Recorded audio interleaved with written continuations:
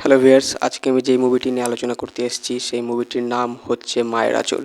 এই সিনেমাটি মুক্তি পেয়েছিল 18ই সেপ্টেম্বর 2003 সালে। আমি সিনেমার গল্প অল্পর মধ্যে অবশ্যই আপনাদেরকে শোনাবো, কিন্তু তার আগে সিনেমার কিছু সঠিক তথ্য আপনাদের সঙ্গে শেয়ার করব।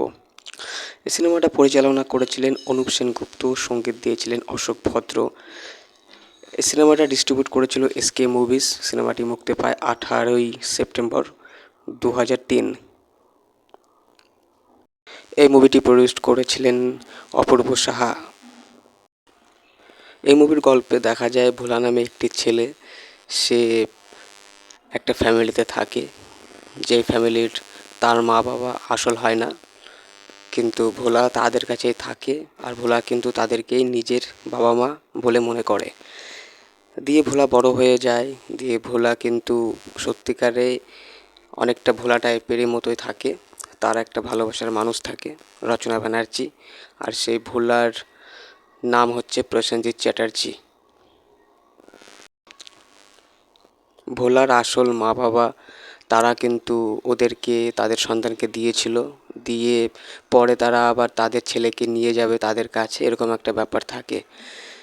দিয়ে রচনা ব্যানার্জি অর্থাৎ রূপা, প্রসেনজিৎ চট্টোপাধ্যায় অর্থাৎ ভোলা, তো তারা কিন্তু একে অপরকে ভালোবাসে।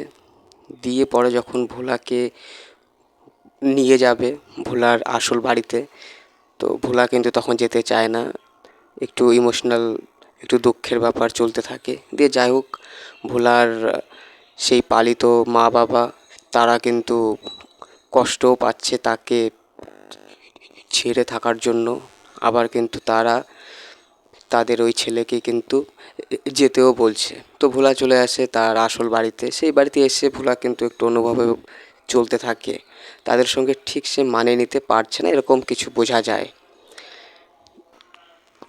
পরে সে ভোলা সে কিন্তু সেই গ্রামে চলে যায় তার ওই পালিত মা বাবার কাছে, দিয়ে যাকে সে ভালোবাসে রূপা অর্থাৎ রচনা ব্যানার্জি, তার কাছে সে আবার ফিরে চলে আসে। এই সিনেমাটা পরিচালনা করেছিলেন অনুপ সেনগুপ্ত। সিনেমাটা 2003 সালে মুক্তি পেয়েছিল। তো এটা ডেফিনেটলি একটা পুরাতন সিনেমা। তো এই সিনেমা যে যে দেখেননি, যদি দেখেন হয়তো আপনাদের আরও ভালো লাগবে। তো দেখলে আপনাদের মনের অনুভূতিটা আরও হয়তো ভালো লাগবে। তো ওই সিনেমাটা ডিস্ট্রিবিউট করেছিল এসকে মুভিজ। এই সিনেমাটার সঙ্গীত দিয়েছিলেন অশোক ভদ্র। এই সিনেমাটার প্রোডাকশন কোম্পানি হচ্ছে অপূর্ব প্রোডাকশন।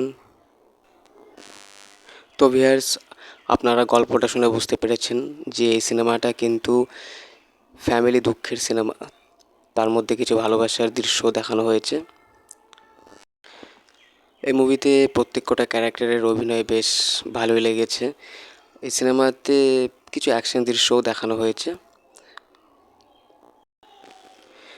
এবং এই সিনেমাতে ফ্যামিলির দিক দিয়ে কিছু ইমোশনাল দৃশ্য দেখানো হয়েছে, দুঃখের দৃশ্য দেখানো হয়েছে। তো যে যে সিনেমাটি দেখেননি, যদি সিনেমাটা দেখার সুযোগ পান অবশ্যই দেখবেন, হয়তো আপনাদের অনেক ভালো লাগবে। আমি একটা নতুন চ্যানেল খুলেছি, তো আপনাদের সাপোর্ট আমার অবশ্যই দরকার। তো আমাকে সাবস্ক্রাইব করবেন।